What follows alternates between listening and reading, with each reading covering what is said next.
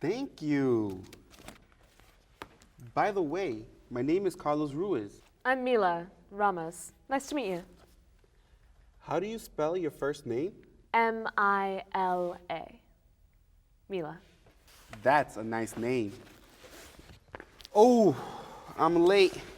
Sorry. I need to catch the 9:30 bus. It stops in front of my building.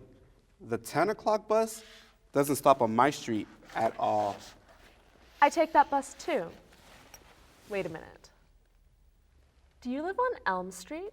Yes, I do. That's my street too. There are so many people in this city, and we both live on the same street. That's so interesting. Yes, it is. Well, neighbor, let's go catch our bus. After you.